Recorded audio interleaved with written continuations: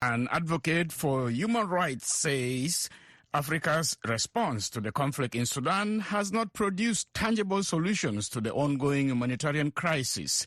Donald Dare, Chief Executive Officer of the Pan-African Lawyers Union, a continental group of lawyers, says various African regional blocs took too long to rescue the people of Sudan.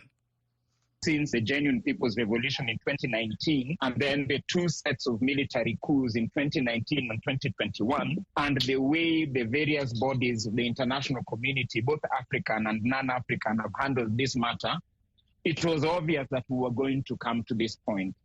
So we can't really say we're caught by surprise. And we do know for a fact that especially our Sudanese colleagues, Sudanese civil society and think tanks, had indeed been telling the interlocutors that unless they handle the process properly, it will end in the kind of conflict it has now ended in.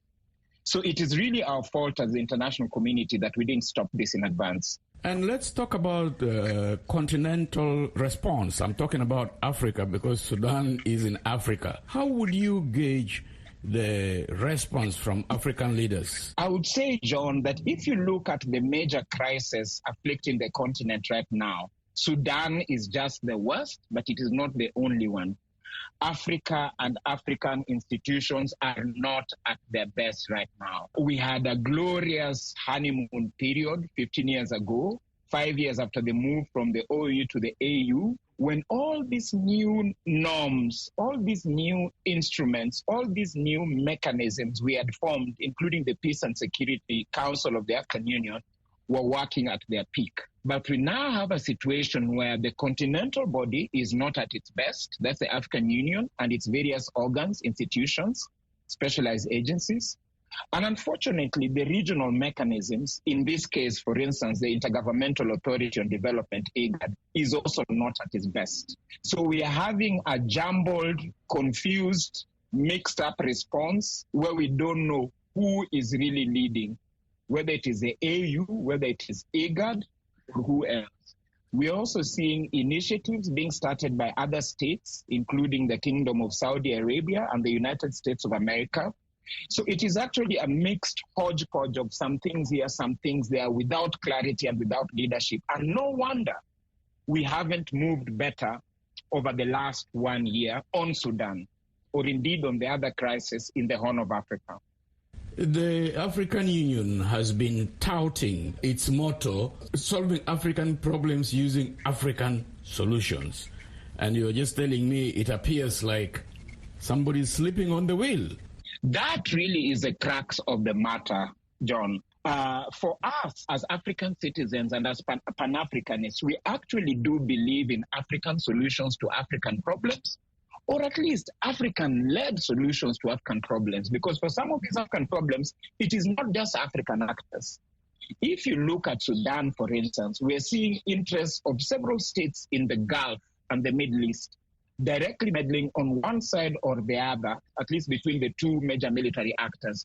We also know that many of the powerful states, the P5 states, the permanent 5 states, are actually also directly involved with interests that are partisan.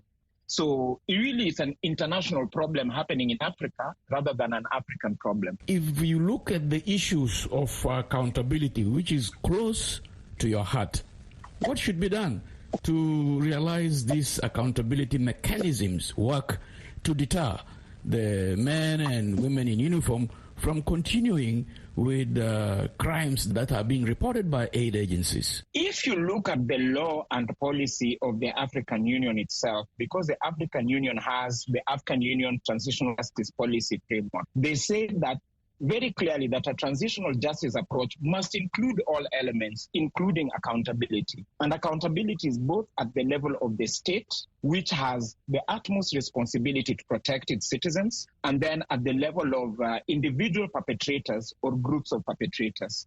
The atrocities that we have seen in Sudan over the last 1 year, since the latest outbreak of violence on 15th April 2023, are simply shocking. So we say that the AU has tools, including the African Commission on Human and People's Rights, which it can deploy to carry an urgent fact-finding mission. We can be a mixed mission. They can go on the ground with the protection of the Peace and Security Council of the AU, or they can operate on the margins of Sudan and virtually, because our Sudanese colleagues have collected a lot of information and a lot of evidence of who has been doing what on a day-to-day basis. So accountability should be on the table, both of the state and, when possible, of the individual perpetrators, especially those most responsible for getting us here, especially the respective heads of the Sudanese Armed Forces and the Rapid Support Forces. The most important message that I'll give to the girls and boys of Sudan, to the women and men of Sudan, is that you are not alone. We, fellow Africans, are in full solidarity with you in this difficult time in your country. We really admire your courage in how you prosecuted the People's Revolution before it was stolen from you. We know that you are strong. We know that you are resilient. We know that you're doing the best you can in the circumstances. We know that even when civil society has been attacked and discombobulated, you have set up the emergency response rooms, and you are treating each other in the absence of hospitals. You are feeding each other, housing each other, and so on. We will do our best to continue being in solidarity with you and demanding of everybody, IGAD, the AU, individual African member states, and the international community, including the UN, to do better for you. That's Donald Dare, Chief Executive Officer for the Pan-African Lawyers Union.